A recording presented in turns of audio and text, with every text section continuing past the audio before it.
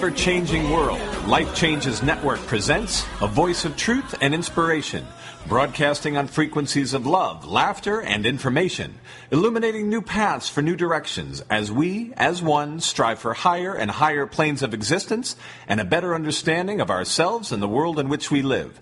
Always remembering, life changes. This is radio like you've never felt before. This is Life Changes with Filippo. And now your host, our MC, the master of change, Filippo Voltaggio.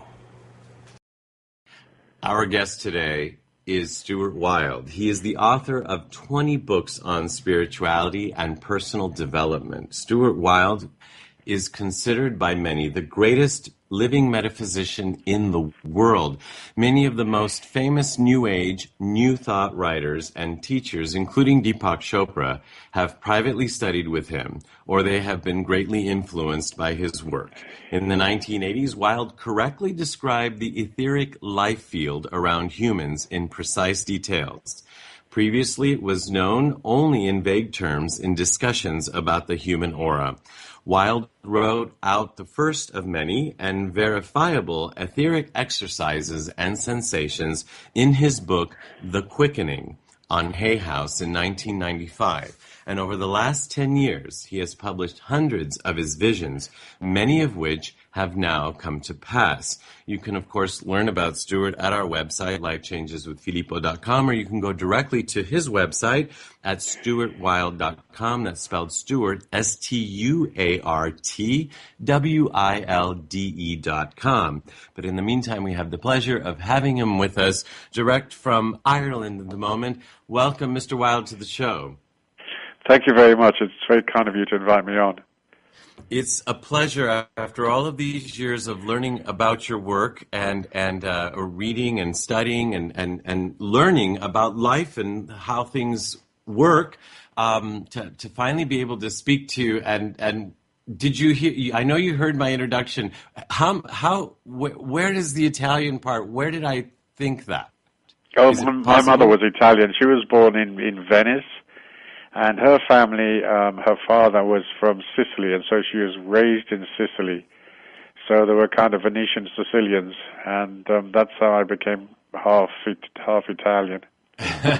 Okay, well, both my parents are from Sicily, so that when I heard that, I resonated immediately. Yeah. So, yeah.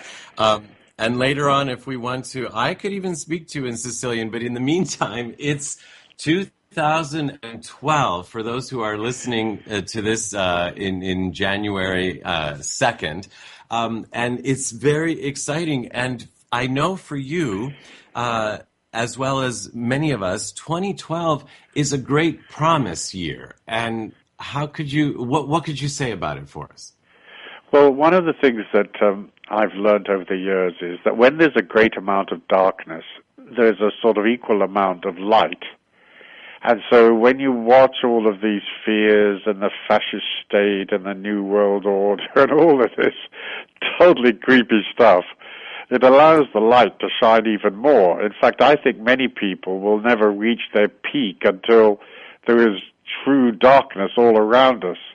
And that's when they reach as heroism inside themselves and they connect into these celestial worlds and the celestial dimensions, and they become more and more and more.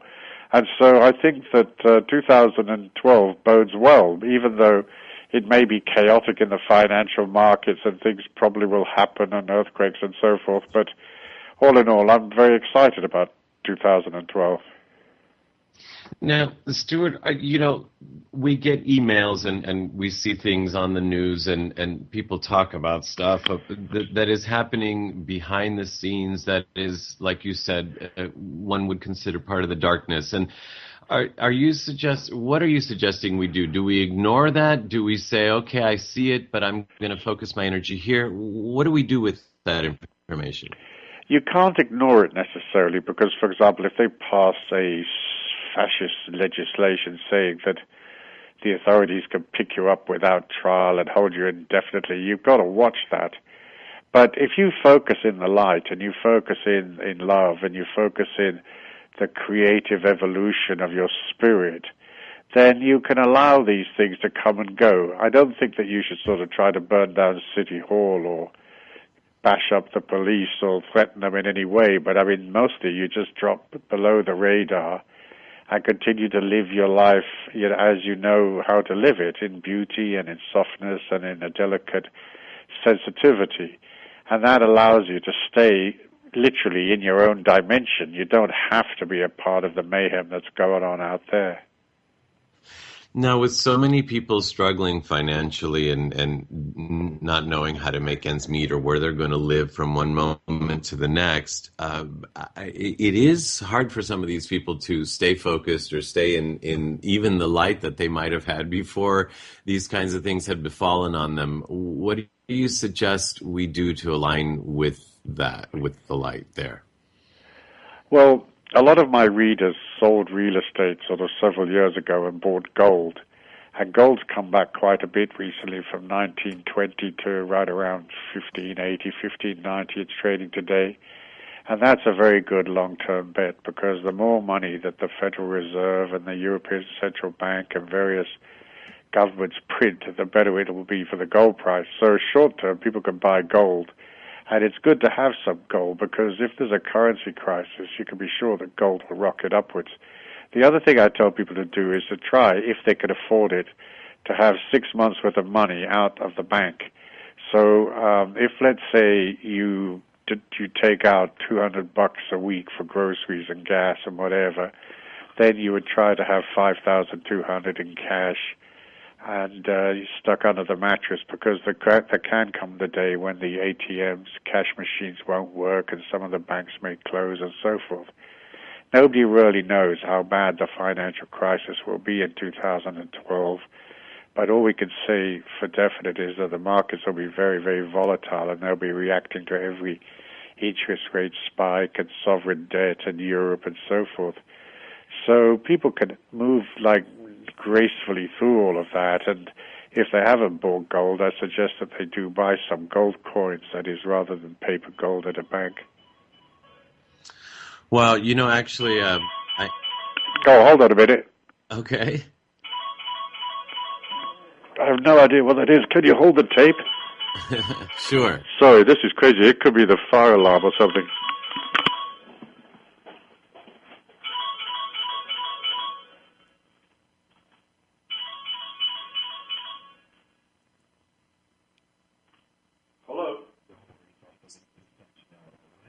All right. Thanks, Doug.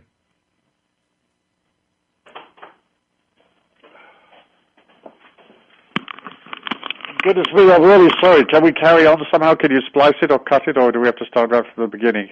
Yes, the engineer just told me that he can definitely splice it out. So we Okay, then just repeat what you wanted to say, Filippo. I don't know what happened there. The phone started making this really bizarre noise. Interesting. Yeah, really strange, yeah.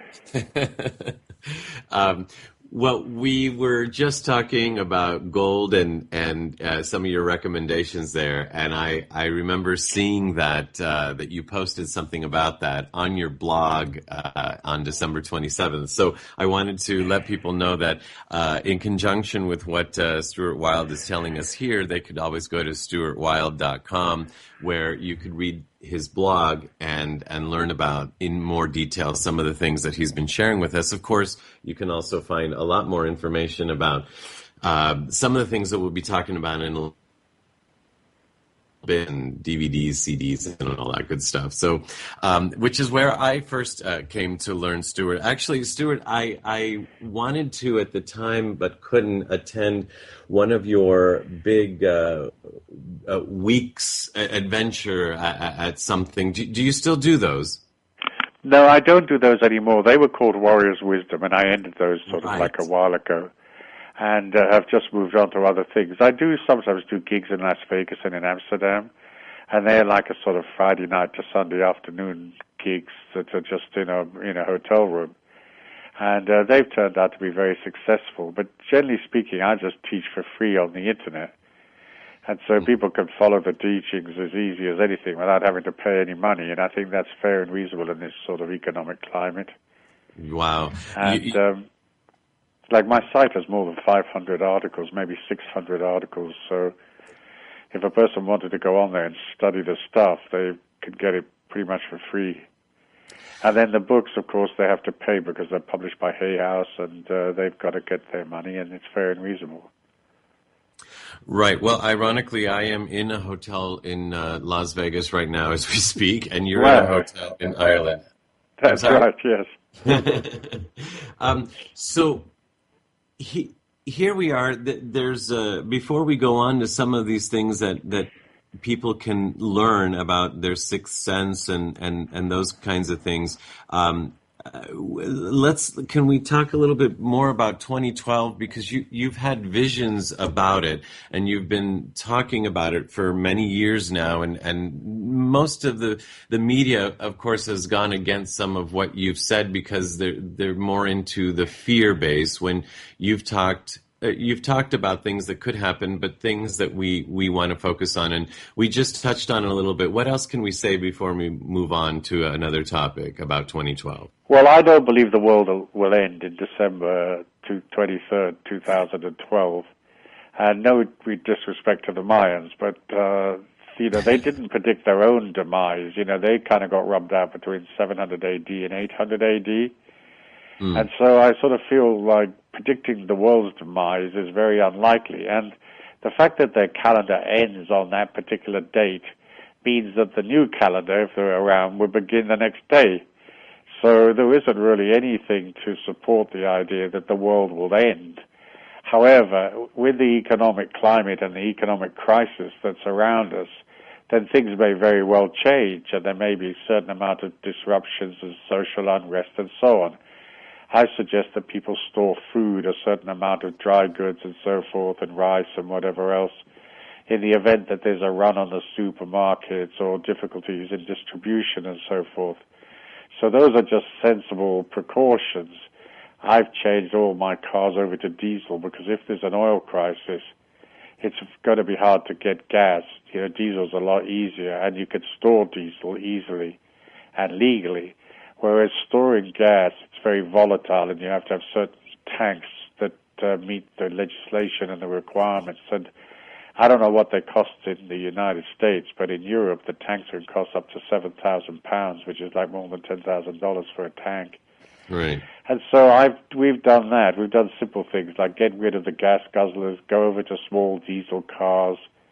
I bought a scooter, which, again, it is petrol-driven, but it does 100 miles to a gallon, so we can at least get to the shops. And then we've stored food, and we've taken a little bit of cash out of the bank. And I actually haven't got my 26 weeks worth of cash yet, but I'm going to get it. I've got maybe about 15 weeks, so I'm 11 weeks short.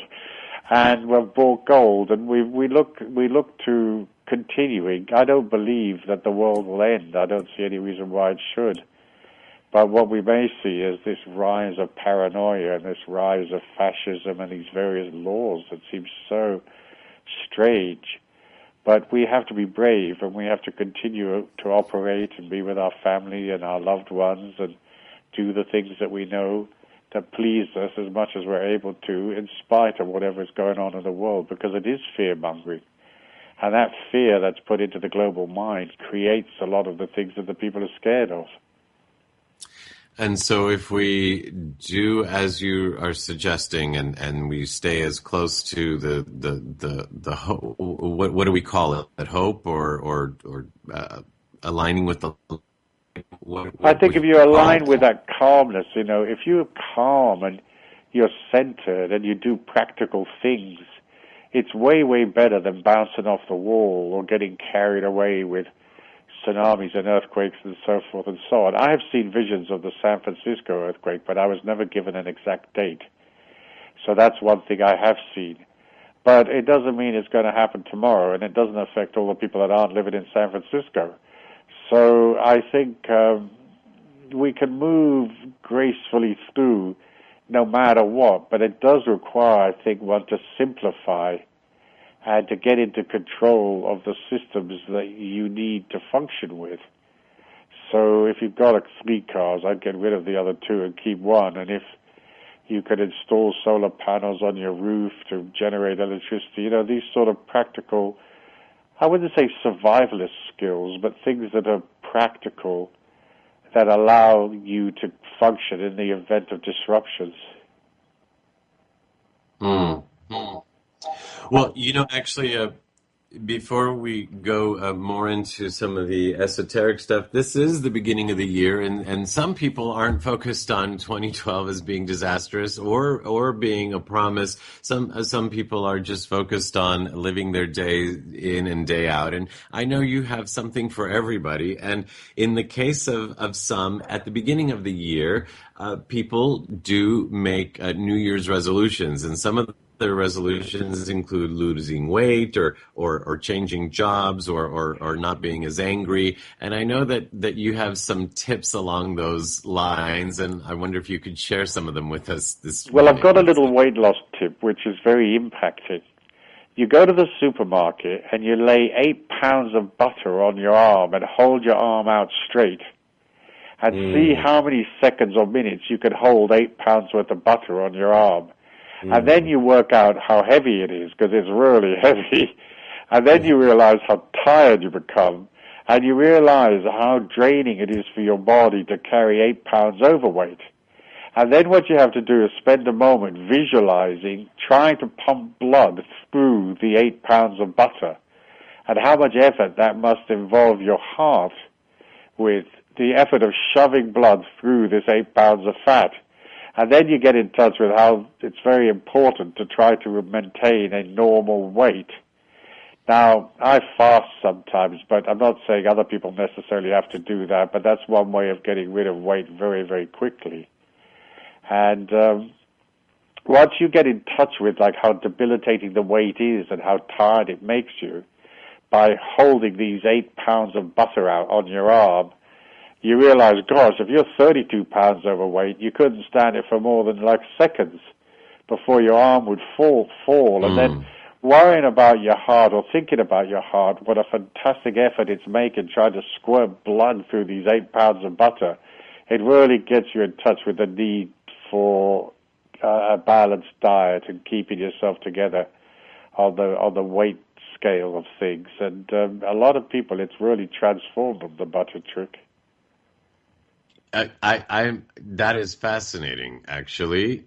You just got to go do it once, and you'll be just shocked how heavy 8 pounds of butter is. And if you're 20 pounds overweight, then put 20 pounds of butter in your arm, but you've got to hold it out straight so you can see what the weight actually involves you in, and that is the weight that you're carrying around every day that your body has to manage with. And your little heart has to fire blood through this 20 pounds of lard, and it's really difficult. And it doesn't allow you to have the oxygen in your muscles, and it doesn't allow you to detox, and it doesn't allow you lots of things because of the weight of the fat that is being carried around that the heart has to work against. So it's sort of like the affirmation for the new year would be, I want to love my heart. And I'll show that love by giving it less to do. I like that. Those of us who just enjoyed holidays and ate all kinds of sweets and all that, and now are looking at the new year saying, okay, this year is the year that I'm going to lose weight. Stuart Wilde is telling us that we can do it this way. If you miss that, you'll have to listen to the show again. You can do that by going to lifechangeswithfilippo.com or lifechangesnetwork.com, actually. However, you could also learn about this tip and a lot of other tips and a lot of other great information that Stuart Wilde has on his website and his blog, in his books, and on his DVDs and CDs. You can go to stuartwilde.com. That's Stuart Wilde, StuartWilde.com. And when we come back right after this message, we're going to talk about how we can develop our sixth sense, which seems like, based on what Stuart's been telling us, that we're going to need to use more and more, and what we could use that for. When we come back on Life Changes with Filippo right after this. Clean water is not enough. Reverse osmosis, distilled water, and most bottled waters are devoid of naturally occurring minerals. They are acidic, unstructured, and hard to absorb and rob minerals from the body. IonWay's ionizers produce a superabundant supply of powerful antioxidants in each glass. Ionized water has a reduced molecular cluster size and a negative charge, hydrating you up to 6 times better. Water from an IonWays ionizer will help you restore your body to its natural pH balance, boosting your vitality. And ionized water more effectively flushes acidic toxins from within your body. Drink the healthiest water available today. IonWays Water Systems, their water changes everything. To learn more about IonWays Water Systems and how you can own one today, visit our website at lifechangeswithfilippo.com and click on our sponsor page. You are listening to Life Changes with Filippo on the BBS Radio Network with your host, Filippo Voltaggio. You can visit us online via Twitter and Facebook and at lifechangeswithfilippo.com. That's Filippo, Filippo. Well, I am Filippo, and we're back on Life Changes with Filippo, and today our guest is Stuart Wilde, who has written over 20 books on spirituality and personal development. He is considered by many the greatest living metaphysician in the world today. And so we have the pleasure of having him on our show. But not only that, our very first show of 2012, a year that holds promise for so many people. And in order for that promise to realize itself, what my understanding is that we need to develop our senses and align ourselves with more positive vibration, with more light. And Stuart was telling us at the beginning of the show that where there is more darkness, we have the ability to develop more light. And so that's one way, I suppose, to develop our light. We're going to ask Stuart Wilde right now, what are other ways we can develop that light or develop our sixth sense? Well, one of the things that I teach in my book is developing sensitivity. So a lot of that just comes from feelings or a heightened state of feelings. So you may not necessarily see great visions, but by asking your feelings, how does this feel? How does this feel? How does this feel? You start to get responses. And it's not just how does, let's say, some project or idea you have feel, but how does the bar feel? How does this cafeteria feel? How does this item of clothing feel? How does this space in the parking lot feel?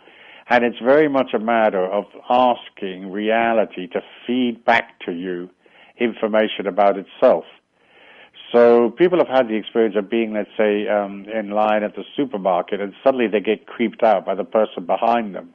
Well, that's their heightened sense of feeling, their sixth sense, telling them, oi, this guy behind you is really strange, or this lady behind you is really strange. And so by continually asking yourself, how does this feel, how does this feel, you wind up in an extrasensory perception that gives you information, and everything has information, whether it's a hotel room or the streets or a forest or a parking lot at the supermarket or whatever. Everything has some information embedded in it.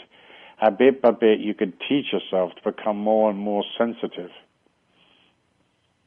I could understand that at first. That would be a little awkward, and I think that the information you would get, it would not necessarily, would it be maybe not correct, or would we maybe misinterpret it? I'm saying this because a lot of people say, oh, that just doesn't feel right to me, but they don't know what they're talking about. Do you know what I'm saying? Yes, I mean, it may not necessarily be completely accurate all the time, but when you get the answer, you can go back to the question of, well, how do I feel about this answer? So the main thing is you're trying to tell your feelings that you want the information. So whereas the sort of resonance may be slightly crackly and inhibited and a bit up and down and not necessarily always accurate, it's in the asking that you develop the power.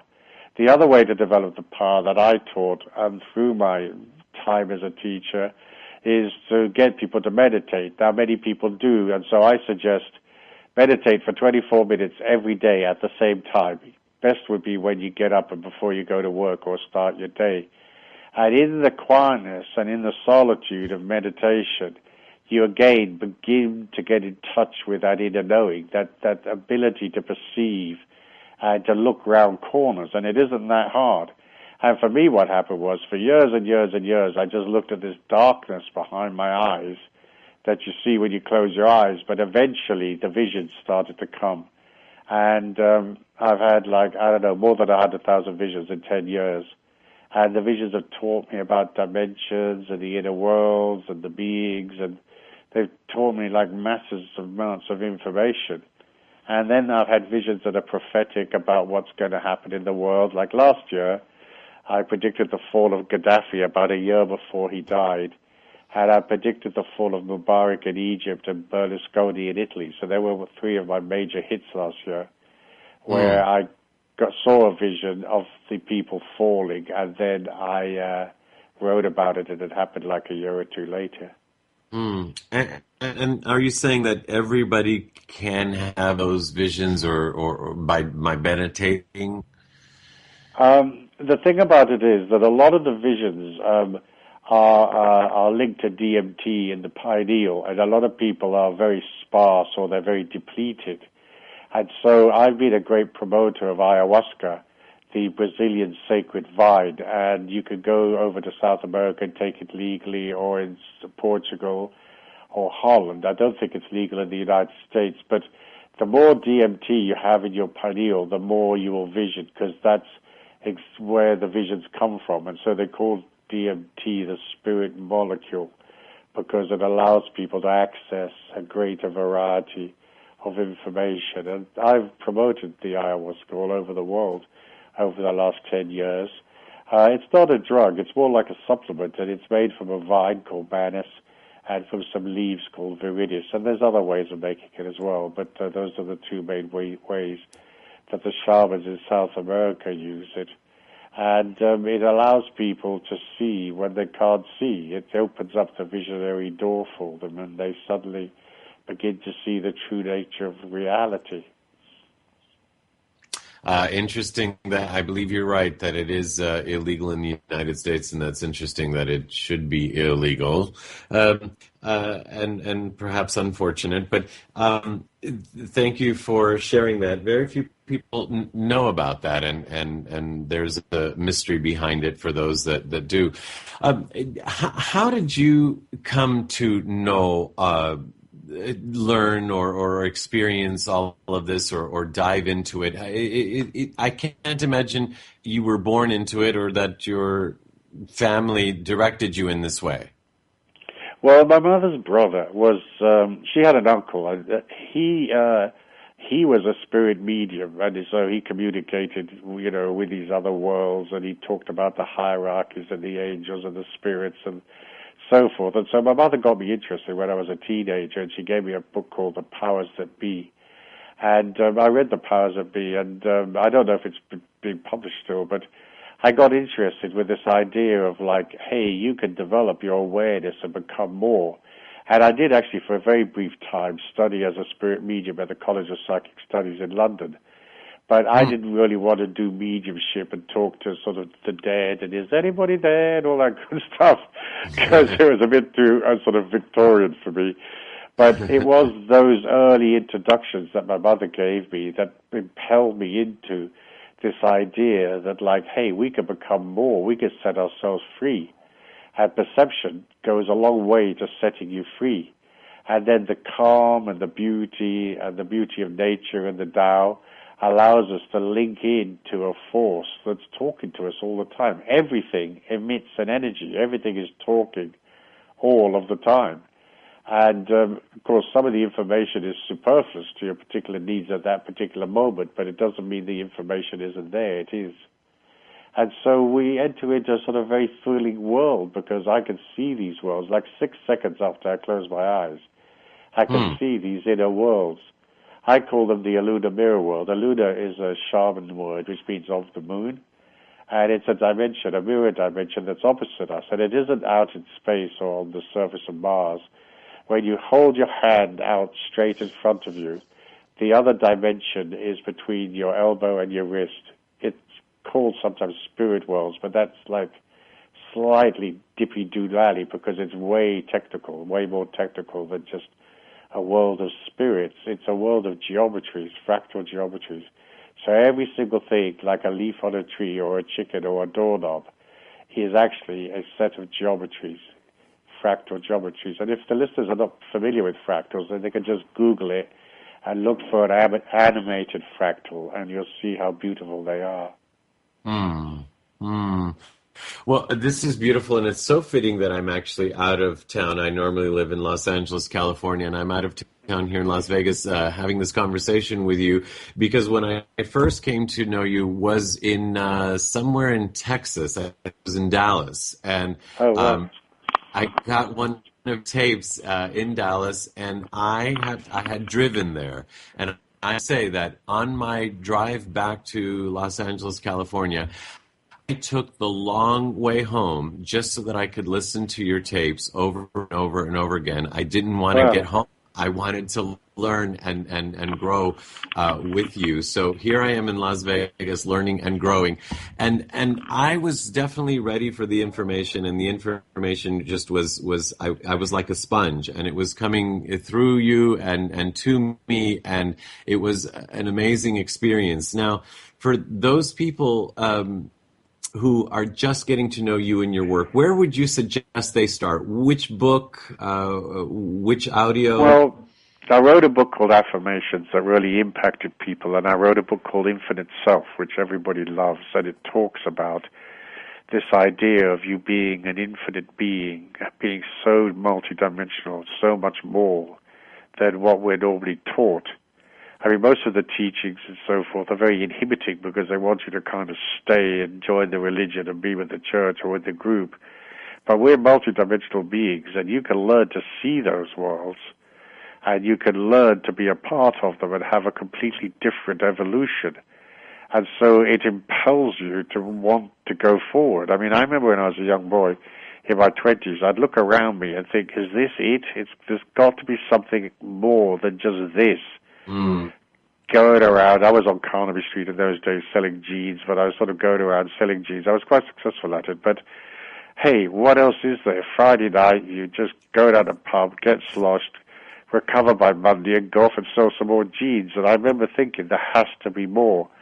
And the fact is that after all of this long journey, I can absolutely guarantee people that there's more. They've got to want to proceed, and they've got to have the courage to accept new ideas and to accept new perceptions, and sometimes accept things that are really strange. I mean, I've had some really, really strange experiences in my life. On one occasion, some pictures began forming on my skin, on my arms, and on my chest, and there were pictures of little animals and Christian crosses and Buddhas and the Mandelbrot set and various constellations, and there was a lion cub with a halo, and the pictures were just morphed out of my skin, and like they were written in brown crayon, or some of them were in gold, pure gold, like a line of gold on my skin. And they would tickle, and they'd appear for 10 or 15, 20 minutes, and then the picture would morph into something else. Well, I went through 10,000 pictures over a period of 5 months, just changing every few minutes for 5 whole months, night and day.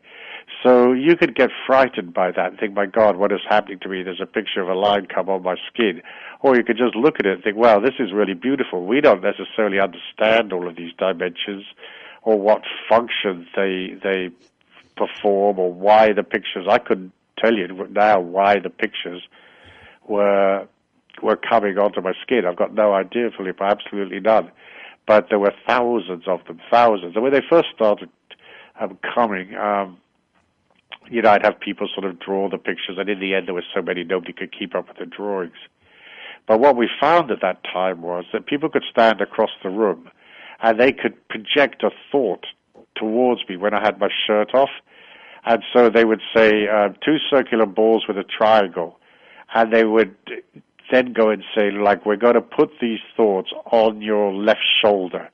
And sure enough, within seconds, the picture that they were thinking formed on my shoulder.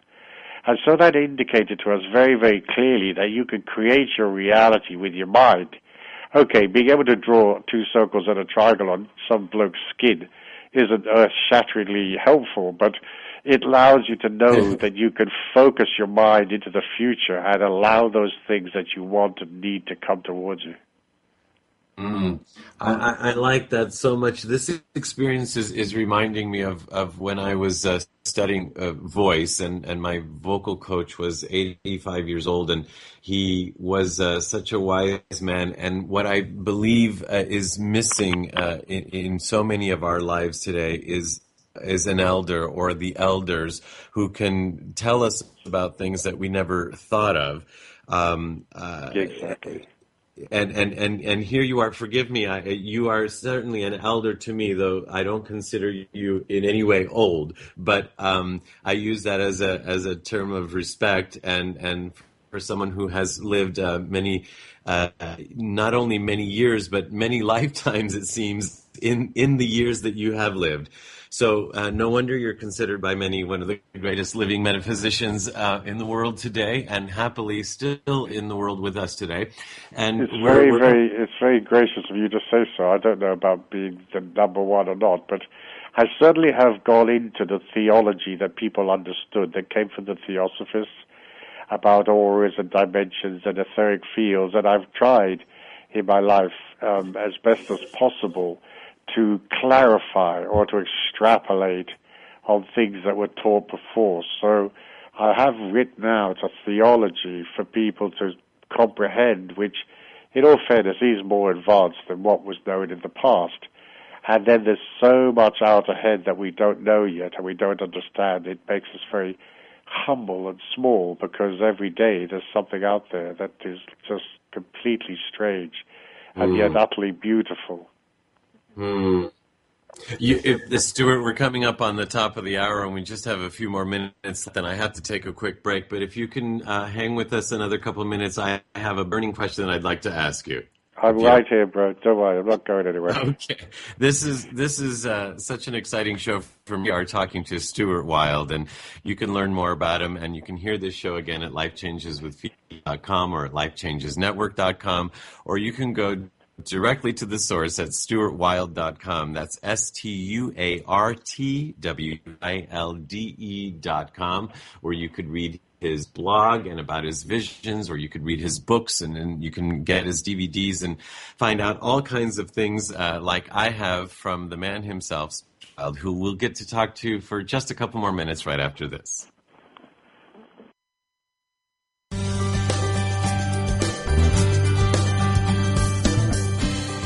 There are self-help seminars costing thousands of dollars guaranteeing miraculous transformations. There are compelling speakers and life-changing weekend experiences where you can walk on fire. They all deliver revelations that guarantee you'll come back for the more expensive revelations filled with even greater wonder next month on Fiji. We get addicted to positive, heartfelt, expensive theater. What we really need is a jumpstart, an awakening, someone who can give us a reminder that everything we need lies within. Through inspiration and practical knowledge, Dorothy Donahue helps people get grounded and motivated, inspired and energized. It's not just words and affirmations and the power of intention.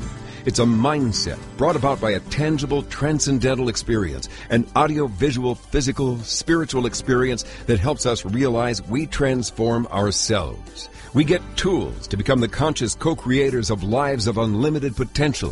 Find out more. Go to DorothyDonahue.com.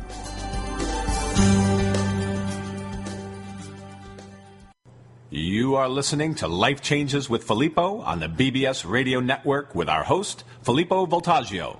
You can hear tonight's show and all our past shows, which include luminaries such as David Wilcock, Mariel Hemingway, Georgios Tsoukalos, Marcy Shimoff, and Shadow Stevens on our archive page at our website at lifechangeswithfilippo.com. That's Filippo, Filippo.com. Remember, you can also connect with us via Twitter and Facebook, and now in our own community at lifechangesnetwork.com, where real people come together to share real life in real time. That's lifechangesnetwork.com. Well, I am Filippo Voltaggio, and we are back with our guest today, Stuart Wilde. I have to say that I am tickled. for those of you who are listening to this on January 2nd, Happy New Year. And for those of you who are, you probably celebrated Christmas a week or so ago, many of you who celebrate. And to me, this is like my Christmas gift, to be able to have a conversation with Stuart Wilde, and even better, to share it with all of you. And I have a burning question for you, Stuart, and that is that since I mentioned my vocal coach, who was 85 years old before the break, and who I learned so much about life, not just voice, but I would say to him, I want to think like you do. I want to look at the world like you do. And he was saying, you're too young. During this time, you're supposed to think of the world as this way. And then when you're older, you can think of it like me. But I started to think of it like him soon after. And I wonder if it was too soon, because I have to tell you that I kind of think, like you were saying, is there more? I'm in this place that I'm wondering what to do with the fact that I see past the illusion. Well, it's very important to hold the dream and to pray for more, because it's not greed, it's just knowing that you don't know. I mean, once you proceed a bit on the path spiritually, the first thing you discover is how little you actually know. Right. When people think they know, they obviously don't. But then, you become wider and wider and more accepting. And a spirituality is a lot to do with going sideways so that your energy gets bigger and bigger. But of course, to go sideways, you have to let go and allow rigidity to pass and to become more fluid and free and accepting. It doesn't matter if you hear stuff you don't agree with, at least ponder on it and contemplate it and then toss it out. Well, it's interesting because I read on your blog on Christmas you had written "Merry Christmas" to everybody, and I thought that was great. And but during Christmas this year, or last year now, I was seeing. So many people, they're getting so wrapped up in this, and they don't even know what it's about, or it's silly, and in some of the things that we do, and it kind of lost something for me when you see that we're being made to spend, or being, you know what I'm saying? Yes, I mean, one does have to stay in control, because there is going to be this fantastic financial mayhem. It's like a financial tsunami's coming, with the difficulties in Europe, which will affect the United States, of course. So people have to be judicious, and they've got to decide what they can afford and what they can't afford, and they have to scale down, because half the time when you're scared is because you're out of control. You've got more debts and bills than you can cope with. So sometimes going smaller is a safe and calm way to be. Because let's face it, our ego drives us on to buy more and to get the next iPad, iPod, this, that, and the other. And so people have to be careful of that and not go nuts, and stay within what they can cope with, what they can keep within control, control of the physical body, control of their emotions and their mind, finances, relationships as best as possible, and so forth. Well, I'm likening this period to the time when I had to stop eating dairy because I couldn't breathe because I was allergic to casein. And yeah. I'm likening it to that in the sense that what I started doing is because as a singer you need that space in your head. You can't have it full of mucus in order to be able to sing. So I used to say to myself, right, I can sing better when I don't have mucus in my head, kind of like the butter situation. I feel better when I don't have 10 pounds of butter being held on my arm. So Can I mention something that I saw? When I was just finishing up talking about the butter on your arm, I saw an open-eye vision of a blueberry. And, of course, blueberries are fantastic antioxidants, and they're very, very good for blood pressure. So I feel, having seen the vision while I was talking to you, I ought to at least mention it before we go off air at the top of the hour. One sole blueberry. I just saw this one little blueberry appear in front of my eyes. I take that as a good thing. Great. Mention the blueberries, because, blueberries in Europe are chronically expensive. I can't even tell you how much they cost. You need a mortgage. But in the United States, they're cheap and cheerful, so you can buy them in the supermarket. Well, and where I was going with blueberries is a good place to go with that. But where I was going with that is that so I used to focus on I can breathe better if I don't have the dairy. And so here you're asking us to consider scaling back, and yet instead of just focusing on we're going to have to do without certain things, we can do with certain things, and that is seems to me some peace of mind, or maybe we can start looking at relationships more and our families more, right, Stuart? Yes, you don't necessarily have to starve yourself, and you don't necessarily have to deny yourself. But mainly what it is that being out of control financially creates a lot of negative emotions that pushes abundance and jobs and opportunities away from you. So how you get the job is, you know how when you go for a job and you don't really want it, and you're like a student or something, and they offer you a job and you really don't want the job, and sure enough, you get offered all the jobs you don't want because they feel how secure you are. And some other poor schlep that's desperate for the job, that would love to have it, doesn't get it because they feel this emotional pushing. So you can't lead into reality for the things you want. You have to stand straight and allow reality to come to you. Wow. Yep. There you go. I'm sorry? No, that's it. I mean, that's the secret. Don't push, don't lead. I mean, if somebody's all over you like a hot Russian, they're bugging you, calling 20 times a day, you kind of don't want to be in a relationship with them because you think, cracky, this guy's a jerk. Well, I don't need it, And if a person's a bit more aloof, or a girl is a bit aloof and sort of distant, you're absolutely desperate for them because they're sort of over there and you're over here. So it works in relationships as well. If you're not too familiar, then you're not too all over people. It creates a bit of mystery, and then they want you. Well, there you go. Learned about 2012, and we learned about how to lose weight, and now we've learned about relationships. You are an endless source of wonderful information. Thank you for being Stuart Wilde. Thank you so much for having me on, Filippo. It's very kind of you. It's always good fun to be on these radio shows. This has been such a great pleasure, and you have kicked off the new year for our show, and I'm sure for many people, but most importantly to me, for me. So thank you so much. I consider this a personal gift. You're more than welcome, and I hope everybody has a spectacular 2012, and focus on the light, and just know that the more darkness there is, the brighter your light will come. I'd like to leave people with that thought. Your light will get brighter in and around this darkness that's outside of you. And believe, you got to believe. Well, I feel like you have helped us believe, and that you have helped us focus more on the light today. And I know that it's a great way to kick off 2012. I hope to meet you in person soon. Thank you very much. If I do a gig in Las Vegas, I'm sure I'll let the PR people know so you can come, Felipe. Very good, very good. Thank you so much, and a presto. Buon anno nuovo. Happy New Year. Grazie, mille grazie. Ciao, ciao. Okay, ciao.